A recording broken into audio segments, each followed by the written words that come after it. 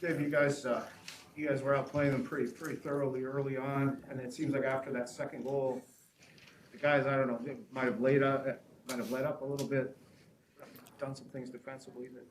We were poor defensively. I mean, point blank. Even before their first goal, we'd given up. We through the first period. You could see indications of it. There was outnumbered rushes that got to our blue line that we were able to kill and catch by that point in time.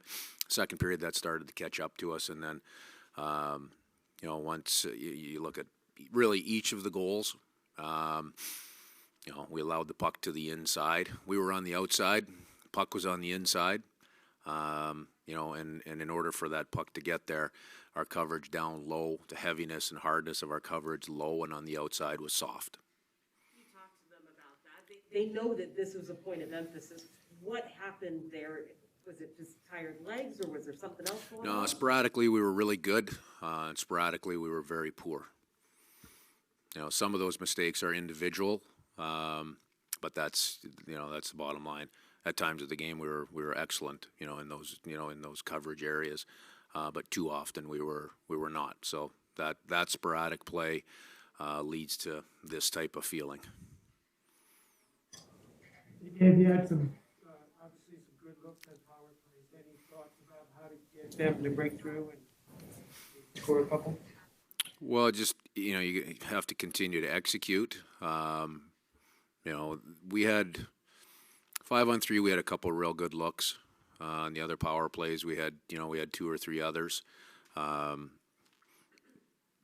We didn't spend enough time in the zone overall on the PP with retrievals. And then there's a couple. There's one or two opportunities that were there that were clear that we didn't execute on, and that's that can be the difference. One power play goal, you really don't need a whole lot more than that. Most nights you need one, maybe two, and we let a couple of those opportunities slip away because we didn't execute on that on the payoff pitch. The Shea and Kiki Donskoy line had a little extra ice time tonight, and they had a 74%, I think, expected goal share the last 3 games. What have you seen from that line? I believe they were our hardest working line last night, and in a lot of respects. They were our most effective line last night. That's why they started the game tonight, and they continued through. They overall they were a very competitive, consistent, effective line. With Donato, Beniers, and Everett. So that's why they're out there. That's what we're looking for. And if if you can't provide that, then you may not get. You may not get any ice time, but you're certainly not getting extra ice time. They earned that. You did make some line changes, though, just shifting things around in the third. Just flip flop the two centermen just to try to spark something a little bit. Didn't like our second period at all. We started a little bit slow in the third. When we made a couple quick adjustments. We got a little extra. We got a little extra life that whether or not that led to the 4-minute power play.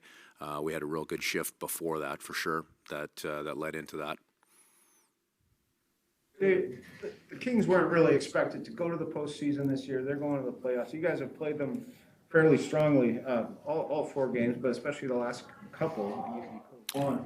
I mean, what does that tell you about your team and about the difference between number one? I'll compliment their process this year. They've been a hard team to play against right from they had if I remember right a tough start maybe the first 5-6 games of the year, but have been very consistent, hard to play against throughout the year. Their lineup tonight obviously with some guys out was a lineup that looked a little bit different, but we've had very competitive games against them. Both games in LA were competitive, and you got to be able to take teams like that on. And there's certain areas where we don't quite match up yet to do it every single shift. But even in those areas, my point is you have to be able to take on that battle and take on that fight, even if it's not the perfect matchup. I mean, you got a choice. You can abdicate and walk away from that, or you can take it on. And we need to continue looking for people that are willing and really want to take on that battle every single time.